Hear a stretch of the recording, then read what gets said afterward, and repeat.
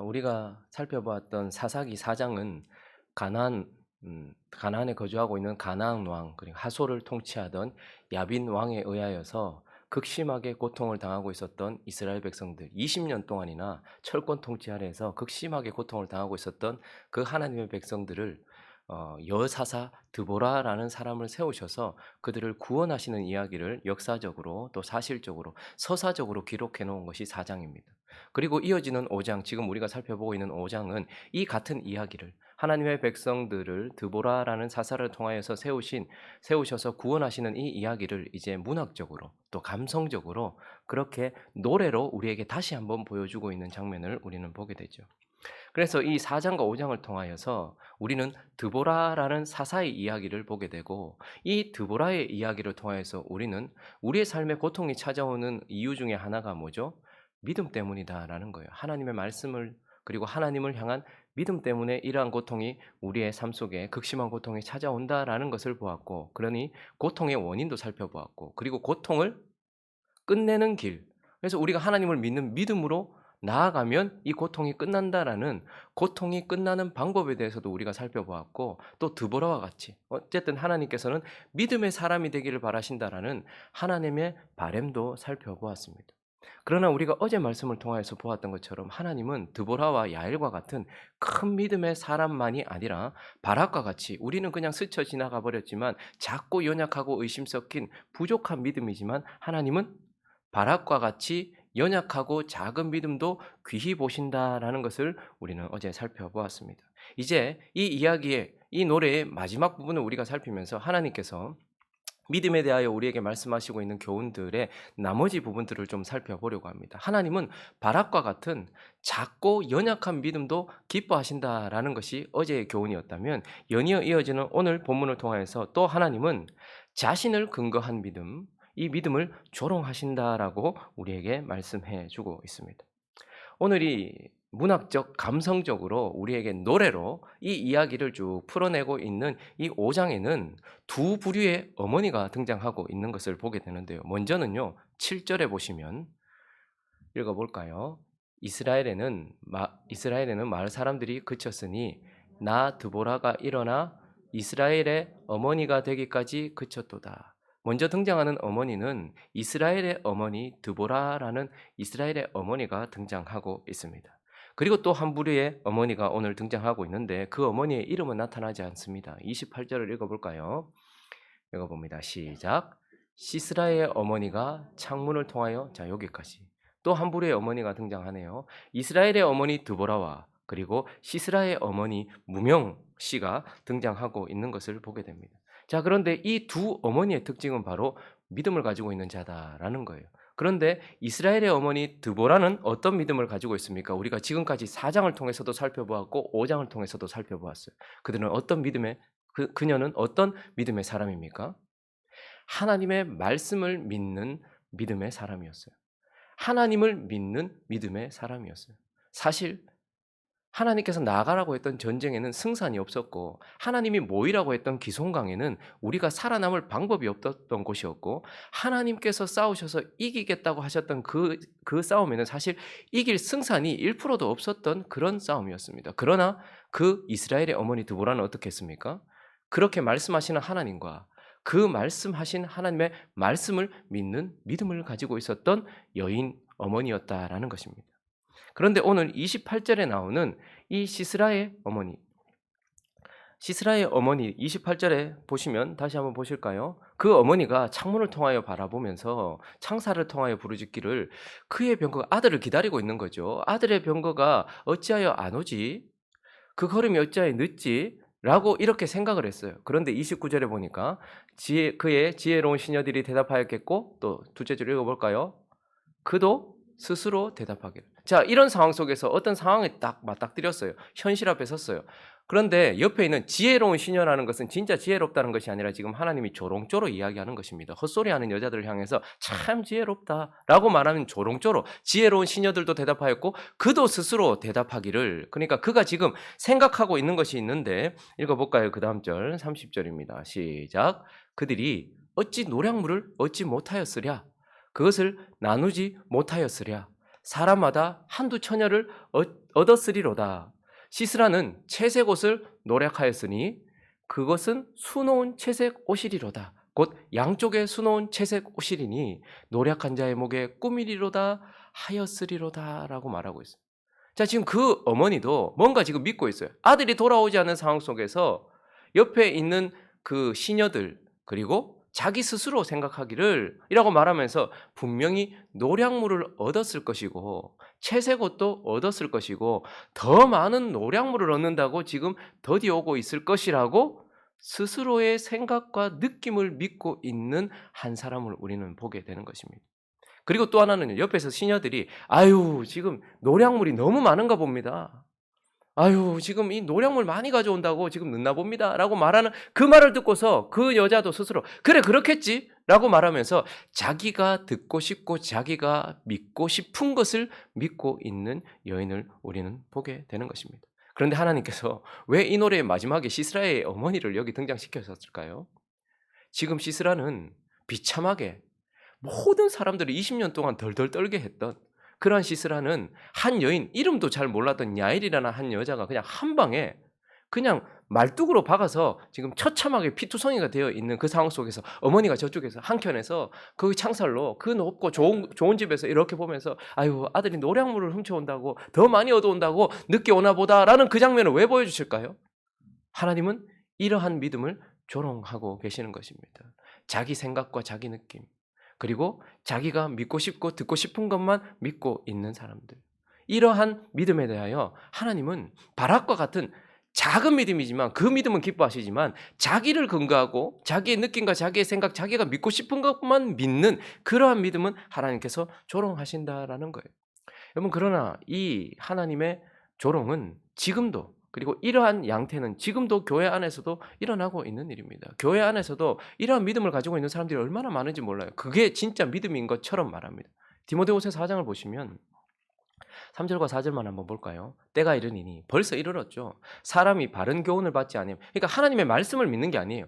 귀가 가려워서 자기의 사욕을 따를 스승을 많이 두고 그러니까 여기서 말하는 것은 내가 듣고 싶은 말 내가 좋은 것. 그래서 교회에서 보면 부흥 강사, 인기 있는 부흥 강사들 보면 자식이 잘 될 줄 믿습니다. 뭐 이러면 막 아멘이 막 터져 나와요. 도대체 무슨 근거로 자식이 잘 될 줄 믿는다는 거예요? 사업이 잘 될 줄 믿습니다. 믿음만 있으면 되는 것처럼. 여러분, 교회 안에도 믿음은 있어요. 그런데 그것이 무엇을 근거로 한 믿음이냐가 중요해요.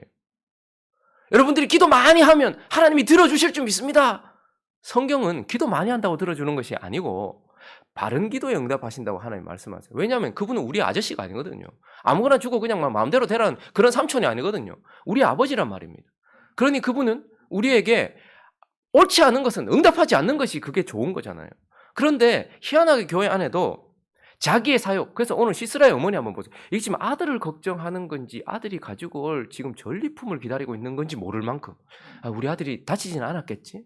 우리 아들이 혹시 조금 상처가 나서 늦는 건 아니겠지. 지금 이게 아니고 노량물, 전리품 많이 가지고 오겠지. 또 이번에 또 여자 몇 명 데리고 오겠지. 지금 그거 기다리고 있는 것 같아. 그러니까 내가 좋아하는 것, 내가 믿고 싶은 것, 그것에 대하여서. 그래서 계속해서 한번 볼까요? 또 그 길을 진리에서 돌이켜 허탄한 이야기를 따르리다. 교회 보면 지금도 이전에도 그랬고 시스라의 어머니 같은 믿음을 가진 사람들이 참 많아요. 지금도 그래요. 근데 디모데후서는요. 지금 저 밖에 있는 믿음 없는 사람들한테 말하는 것이 아니라 교회를 향해서 말하고 있잖아요. 지금 디모데를 향해서 네가 목회하게 될 그곳에 이런 믿음을 가지고 있는 사람 진짜 많을 것이다. 때가 이르리니 마지막 때가 되면 귀가 가려워서 자기 듣고 싶은 거 듣는 그런 스승들. 그래서 말씀이 많아도 하나님의 말씀이 아니라 자기가 듣고 싶은 말을 해주는 사람들이 훨씬 많아질 것이고 그런 사람들에 따르는 사람들이 훨씬 많을 것이라고 말하고 있는 것이죠. 그러니 하나님은 자기를 근거하고 자기가 믿고 싶은 것, 자기가 듣고 싶은 것만 말해주는 그러한 믿음을 가진 사람들이 있을 것이고 하나님은 그러한 믿음을 조롱하고 계신다라는 것을 우리가 알아야 된다라고 말씀하고 있는 것입니다. 그리고 오늘 이 본문을 마무리하면서 또 한 가지 하나님은 바락과 같은 작은 믿음을 기뻐하세요. 그리고 자신을 근거한 믿음을 조롱하십니다. 그리고 한 가지 행함이 없는 믿음을 저주하신다라는 것을 우리는 보게 됩니다. 5장에 보면 또 다른 대조가 나와요. 지금 이스라엘의 어머니 드보라와 시스라의 어머니가 대조되었죠. 그런데 또 다른 대조가 하나 나오는데 24절에 한번 보시면요. 된 사람 헤벨의 아내 누구요? 야엘이라는 여인이 나타나고 23절에 보면요. 여호와의 사자의 말씀에 메로스를 저주하라. 너희가 거듭거듭 그 주민들을 저주할 것을 말하고 있어요. 자, 그러니까 여기서 또 하나의 대조가 등장하는데 하나는 헤벨의 아내 야엘, 그리고 또 하나는 메로스의 주민. 요 두 부류가 대조되고 있는데 하나는 복으로, 그래서 그에게 복을 선포하고 있고 메로스의 주민에게는 저주를 선포하면서 두 부류가 대조되고 있다라는 것을 보게 됩니다. 자, 그러면 야엘이라는 여인이 복을 받는 이유는 무엇입니까? 25절부터 계속해서 보시면 너무 구체적으로 지금 말하고 있어요. 노래인데도 불구하고 시스라가 물을 구하며 우유를 주고 곧 엉긴 우유를 귀한 그릇에 담아주는 손, 이게 보이십니까? 26절도 보니까 이제 그녀의 손에 주목하면서 손으로 장막 말뚝을 잡고 오른손에 일꾼들의 방망이를 들고 시스라를 쳐서 그의 머리를 뚫 때 곧 관자놀이를 뚫었도다 라고 말하면서 지금 그 여인이 손으로 하는 행동에 주목하고 있는 것이 보이십니까? 그러니 그 여인이 지금 복을 받는 이유는 무엇이냐면 그 여자가 무엇인가를 행했기 때문입니다. 하나님이 많은 신체 기관 중에 손을 드러내실 때에는 행함을 말씀하세요. 창조를 하실 때에도 여호와의 손이, 구원을 하실 때에도 여호와의 손이, 그러니까 뭔가 행함을 말씀하실 때는 손을 강조하시거든요. 그런데 지금 이 여인이 복 받는다, 그 어떤 여인들보다 복 받는다 라고 말하면서 그 여인의 손에 주목하고 그 여인이 손으로 했던 일들에 대해서 우리에게 자세하게 보여주고 있어요. 그래서 그 여인이 복을 받는 이유는 무엇인가 행했기 때문인데 무엇을 행했습니까? 하나님의 언약대로, 하나님의 말씀대로, 하나님과 언약 맺은 대로, 하나님을 향한 믿음대로 행했던 그 행함 때문에 그가 복을 받고 있는 것을 보게 됩니다. 자, 그런데 23절에 메로스를 저주합니다. 근데 메로스라는 단어가요, 성경 전체 여기 딱 한 번 나와요. 그리고 저기 주민들이라고 하니까 지역인가? 아니면 어떤 족속들을 얘기하는 것인가? 명확하지 않아요. 그러나 어쨌든 메로스 주민은, 야엘은 이방인이었어요. 이방 여자였어요. 그런데도 불구하고 하나님을 믿는 믿음으로 행했던 여자예요. 그런데 메로스, 지금 가나안 땅에 거주하고 있는 주민들이죠. 그러니까 하나님의 백성들이란 말이에요. 그런데 그가 지금 저주를 받는 이유는 메로스가 어느 지역에 있는지, 그리고 메로스 주민이 정확하게 누군지는 몰라도 셋째 줄에 보니까 그들이 저주받는 이유가 등장합니다. 읽어봅니다. 시작. 여호와를 돕지 아니하며 여호와를 도와 용사를 치지. 그러니까 그 여자가 복을 받았던 이유는 손으로 뭔가를 했어요. 그런데 그들이, 메로스가 저주를 받는 이유는 손으로 뭔가 안 했어요. 아무것도 하지 않았던, 행함이 없었기 때문이다라고 말하고 있어요. 그러니 메로스 주민이 누군지는 몰라도 어쨌든 행함이 없는 자들에 대하여서 그러한 행태를 보여주는 사람들이 어제 본문 말씀에 등장하죠. 15절을 보시면요. 이사갈의 방백들이 드보라와 함께하니 이사갈과 같이 바락도 그 뒤를 따라 골짜기로 달려내려가니, 여기까지는 행함이에요. 자, 그런데 르우벤 시내가에서 뭐가 있었대요? 큰 결심이 있었다. 자, 16절도 있습니다. 시작. 네가 양의 우리 가운데 앉아서 목자의 피리 부는 소리를 들으면 어찌 됨이냐. 르우벤 시내가에서 자, 르우벤 족속에 대해서 얘기하면서 지금 르우벤, 므낫세 반지파, 갓은 요단을 중심으로 해서 요단 동편, 여기가 가나안 땅이면 요단 동편에 있는 지파였습니다. 자, 그런데 우리가 여호수아서에서 전쟁을 치를 때 이들은 이미 요단 동편에 있는 땅을 이미 기업을 얻었었죠. 그런데 여호수아와 하나님은 그들에게 뭐라고 말씀하셨습니까? 이 전쟁이 끝나기 전까지 어떻게 하는 거예요? 항상 같이 싸워서 모두가 평안을 누리고 모두가 기업을 얻을 때까지 전쟁이 있으면 어떻게 하는 거예요? 함께 싸우기로 작정한 사람들이었고 약속한 사람들이었고 언약한 사람들이었어요. 그런데 지금 르우벤은 뭐 하고 있는 거예요? 피리 소리를 들으면서 가야 될 것 같긴 한데 갈까 말까 고민만 하고 결심만 하다가 어떻게 한 거예요? 아무것도 하지 않은 사람들, 그게 르우벤이었습니다. 그리고 계속해서 16절을 보시면요, 17절을 보니까 길르앗, 자, 길르앗도 요단을 중심으로 동편에 있는 사람들을 말하는데 특별히 이 요단 동편에는 르우벤도 있었고요. 그리고 길르앗이라고 하면 거기 남아있는 므낫세 반지파, 므낫세의 반, 그리고 갓 지파, 그걸 길앗이라고 표현하거든요. 그래서 요단강 저쪽에 거주하면서 길앗은 어떻게 했다는 거예요?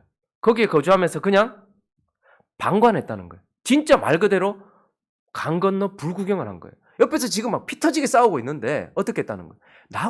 나한테는 직접적인 피해가 안 오니까 어떻게 했다는 거예요? 그냥 거기에 방관하고 있었다는 거예요. 아무것도 행하지 않았다라는 것을 우리에게 말해주고 있는 거죠. 아이 뭐 하든 말든 뭐 나한테 피해는 안 오니까라고 방관하고 있었던 자들이었습니다. 그리고 17절에는 보면 또 누가 나오는 거 하니까 다는 배에 머무름이 어찌 됨이냐. 지금 하나님 책망하시는데 단 지파는 그냥 배에 머물렀대요. 배에 오랫동안 있었다라는 것은 다는 특별히 배를 타고서 무역을 했던 사람들이거든요. 그러니까 여전히 그냥 자기의 어떻게 해요? 자기의 산업에 종사하면서 그렇게 상업에 종사하면서 지금 돈 벌고 있었다는 거예요. 다는. 내가 지금 한몫해야 되는데 지금 여기서 지금 전쟁 치료를 갔다가는 돈을 잃게 생겼거든요. 그러니까 여전히 배에 머무르면서 상업에 종사했어요. 그리고 마지막 아셀은 해변 주변에 있었거든요. 그런데 거기 자기 항만에 거주했다는 것은 그는 여전히 자기가 하던 생업에 종사했다라는 거예요. 자, 그런데 하나님은 너희는 왜 드보라를 돕지 않았니? 너희는 왜 바락을 돕지 않았니? 라고 말하지 않고 오늘 어떻게 말합니까? 거듭거듭 저주하면서 여호와를 돕지 않았다라고 말해요. 지금 하나님께서는 그래서 야엘을 칭찬하시고 복 주시는 이유는 야엘이 하나님과 함께 행함을 보였기 때문이에요. 하나님을 믿는 믿음으로 행했기 때문이에요. 그런데 메로스 주민들은 어떻게 했다는 거예요? 지금 하나님이 하나님의 백성들과 일하고 계시는데 그냥 르우벤처럼 갈까 말까 고민만 하다가 근심만 하다가 결심만 하다가 그냥 가지 않았어요. 교회 안에 이런 사람들이 참 많습니다. 교회에서 무슨 행사를 하거나 교회에서 무슨 뭐 사역을 하거나 뭘 할 때 할까 말까 고민만 해요. 그러다 결국은 그냥 그 자리에 머물러서 아무것도 안 하는 사람들. 그리고 길라처럼 그냥 강 건너 불구경에 자기한테 뭔가 직접적인 이익이 오거나 자기한테 직접적인 피해가 온다면 아마 벌떡 일어났을 거예요. 왜냐하면 지금 요단을 중심으로 동편에 있는 므낫세 반지파는 참여하지 않았거든요. 근데 서편에 있는 가나안 땅 안에 있는 므낫세 지파는 어떻게 합니까? 마길이라고 표현되면서 참여했어요. 그러니까 교회 안에서도 보면요. 이게 내한테 직접적인 이익이 되거나 직접적인 불이익이 되면 움직이긴 하는데 이것만 나하고 별 상관없다 생각하는 거예요. 교회에서 뭐 선교를 하든 전도를 하든 뭘 하든 아무 상관없이 그냥 뭐 내하고 뭐 상관 있나 하면서 그냥 그 자리에 강 건너 불구경하고 있는 방관하는 자들이 있단 말이에요. 그리고 단지파처럼요. 자기 돈 버는데 바빠요.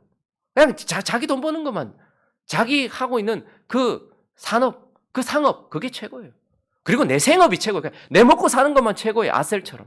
근데 그런 사람들이 있고 하나님은 그들에게 어떻게 하십니까? 저주하신다라고 말해요. 왜요? 행함이 없기 때문이죠.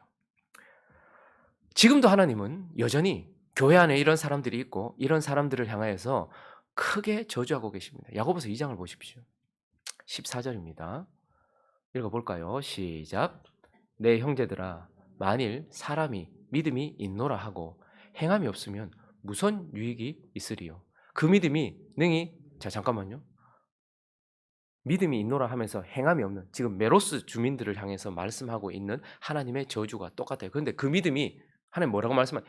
구원하겠느냐라고 말해요. 이 엄청난 저주입니다. 교회 안에 있고 믿음이 있다라고 생각하는 사람들을 향해서 그런데 네가 말하는 믿음 속에는 행함이 포함되어 있지 않다면 그게 능히 너를 구원하겠냐 이 말. 아예 시작조차 아니다. 너는 하나님의 백성조차 아니다라고 하나님께서 저주를 퍼붓고 계세요. 자 15절요. 만일 형제나 자매가 헐벗고 일용할 양식이 없는데 지금 이쪽에서는 지금 막 전쟁이 터져가지고 난린데 가나안 야빈 왕하고 싸운다고 난린데 아무것도 하지 않는 그들처럼 형제들이 헐벗고 굶주리고 지금 있는데 아무것도 하지 않는 그들 너희 중에 누구든지 그에게 이르되 평안히 가라 말만 하는 거죠. 그냥 거기에 할까 말까 고민만 하고 덥게 하라 배부르게 하라 그 몸에 쓸 것을 주지 않으면 아무 행하지도 않는다면 그게 무슨 유익이 있겠느냐라고 말씀하고 있는 거예요. 17절요. 이와 같이 행함이 없는 믿음은 그 자체가 죽은 것이다. 그 말은 니는 내 앞에서 아무 의미 없는 거라는 거예요. 그러니까 메로스 주민을 하나님께서 저주하시는데 거듭거듭 그를 저주하라고 말씀하시죠. 그래서 26절을 뭐라고 얘기합니까? 영혼 없는 몸이 죽은 것 같이 네 몸은 있냐? 근데 영혼이 없으면 죽은 거잖아. 행함이 없는 믿음은 너는 지금 죽은 자다라고 하나님께서 말씀하시고 그냥 결론 내리신다라는 것입니다. 지금도 자기를 근거한 조롱받는 믿음을 가진 사람들이 교회 안에 많지만 행함이 없는 믿음. 여러분 행함으로 구원받는 것이 결코 아닙니다. 그러나 하나님이 우리를 구원하신 믿음은 하나님이 우리를 구원하시기 위하여 우리에게 주신 믿음 안에는 반드시 행함이라는 것이 있어요. 살아있는 사람은 몸만 가진 것이 아니라 영혼을 가지고 있듯이 구원받는 믿음을 가진 사람의 믿음 안에는 행함이 반드시 있다는 거예요. 그런데 교회 안에는 이러한 믿음, 형제들이 헐벗고 굶주리고 있고 지금 옆에서는 싸우고 있는데 한치도 움직이지 않으면서 늘 고민만 하고 결심만 하고 그렇게 자기 생업에 종사하고 자기 산업에 종사하고 그냥 강 건너 불구경하는 사람들 있죠. 우리가 보면 속 터지죠. 근데 나중에 하나님께서 그들에게 말씀하시는 거예요. 저주받는 거예요. 하나님 분명히 말씀하고 계시는 것입니다.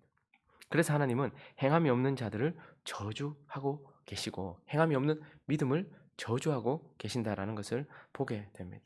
말씀을 정리하겠습니다. 드보라의 이야기는 우리에게 드보라를 보여주고 야훼를 보여주고 바락을 보여주는 어떠한 사람을 높이는 것이 아니라 그들의 고통의 원인인 믿음에 대하여 그리고 그 고통의 그 모든 것들을 끝낼 수 있는 방법 믿음에 대하여 그리고 하나님의 바람 믿음에 대하여 보여주고 있습니다. 그래서 31절은 이렇게 이제 마무리되어지는데 드보라의 이야기의 결론입니다. 읽어봅니다. 시작. 여호와여 주의 원수들은 다 이와 같이 망하게 하시고 주를 사랑하는 자들은 해가 힘있게 도둑같게 하시옵소서 하니라. 그 땅이 40년 동안 평온하니라. 주의 원수들은 다 망하게 하시 끝내버리고 주를 사랑하는 자들은 해가 힘있게 도는같이 활활 타오르는 빛으로 밝게 빛나는 빛으로 그러니 이와 같이 망하게 될 주의 원수들은 어떤 자들입니까? 자기를 근거한 믿음을 가진 자, 시스라의 어머니 같은 자들. 여기서 또 주의 원수들은 또 어떤 자들? 여러분 교회 안에 주의 원수들이 있어요. 그죠? 예수를 못 받은 사람들이 유대인들이거든요. 교회 안에 지금 우리 안에 하나님께서 말씀하신 거예요. 누가 주의 원수냐? 저 밖에 있는 그런 사람들이 아니고 자기 확신에 빠진 믿음을 가진 자. 그리고 또 누가 주의 원수들입니까? 메로스의 주민들처럼 행함이 없는 믿음을 가진 자들. 그들이 주의 원수고 그들은 영원히 망한다라고 말씀하세요. 그러나 해같이 힘있게 도둠 갖게 되는 사람들, 주를 사랑하는 자들은 그러면 누굽니까? 드보라와 야엘과 같은 큰 믿음을 가지고 있는 사람. 그리고 또요. 바락과 같은 연약하지만 한 걸음 한 걸음 떼고 있는 연약한 믿음을 가진 사람들. 그들이 바로 주를 사랑하는 자들이다라고 말씀하고 있는 것입니다. 나는 주의 원수된 자인가? 아니면 해가 힘있게 돋은 같은 축복을 받는 자인가? 생각하면서 내 믿음을 한번 점검해 보시는 이 시간 되시기를 예수 그리스도의 이름으로 축원합니다.